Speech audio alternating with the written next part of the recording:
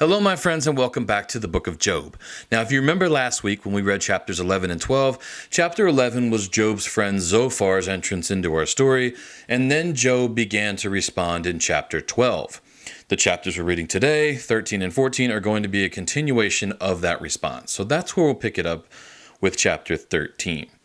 Now, Job says that his eyes have seen and his ears understood it, okay?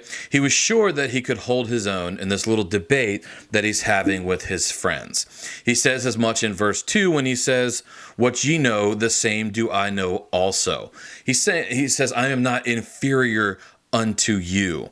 He wanted them to know that they had nothing on him, that he understood the ways of the Lord. So he understood why they were saying the things that they were saying. He just knows that they are wrong, and he's trying to tell them that. He calls them forgers of lies and physicians without value.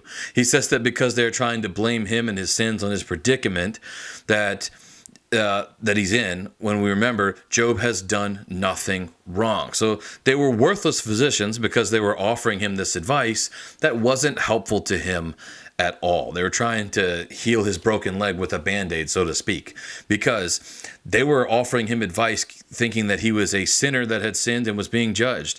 That wasn't what had happened. He was being tested by God, and so all of this was going on, and his friends were trying to offer advice, but it was just about worthless. And then we'll skip to verse 15, where we have one of the most famous verses from the entire book. So if you're going to memorize something from Job, this is a good one. Chapter 13, verse 15. "Though he slay me, yet will I trust him, but I will maintain mine own ways before him." So other than Jesus, Job is the only one that has been able to completely stand against the assaults of the devil and remain faithful. Satan took everything from Job. He took his family, he took his livestock, he took his wealth, he took his home, he took his health even.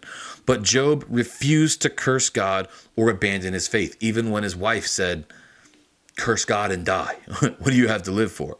And so this is the kind of resolute faith that we all need. A faith that perseveres. The only way to have such a faith is to take advantage of what God provides, to put on the full armor of God. He also continues on by saying that he'd still like to defend himself against God.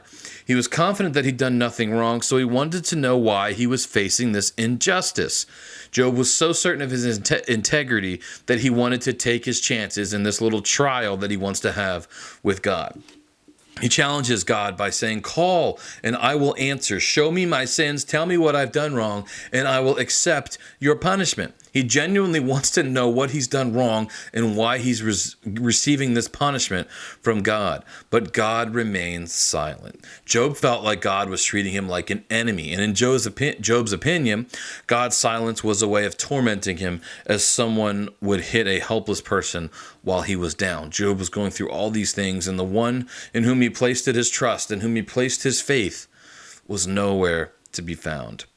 And so that brings us to chapter 14. Now, before we get into it too far, I do want to point out that part of the value of Job is simply the fact that it's in the Bible, okay? And when I say that, I mean the book of Job. The value of this book is that it's in the Bible. Sometimes we think that we're the first ones to ask the tough questions or feel like God is against us, or at the very least that he's not with us. And we talked a little bit about this with David as well in the Psalms yesterday. If you watched that video, if you haven't, make sure you go back and watch it. But we feel sometimes like we shouldn't be questioning God, that we shouldn't be struggling with these things. But we're human and we're going to do these things. And Job, who was as faithful to God as anyone who's ever lived, asked these questions as well. He couldn't feel God working in his life, and he missed him. And so we shouldn't feel bad when we're kind of in that same boat. We can look at the difficult situations in our own lives and wonder, how could God let this happen to me? And that's exactly where Job was. But he didn't let his brokenness separate him from God. And he even gets so down, we see here in chapter 14, he says, "Man that is born of woman is of few days and full of trouble." It's true that life is short and filled with grief, but God knows that he himself has entered into our suffering. That's one of the reasons that he sent Jesus, so he could feel or experience what we go through. Remember that even though God knows all, he's omniscient, He can't feel our power, or he can't feel what we've going through. He knows what it feels like, but he can't feel it, if that makes sense.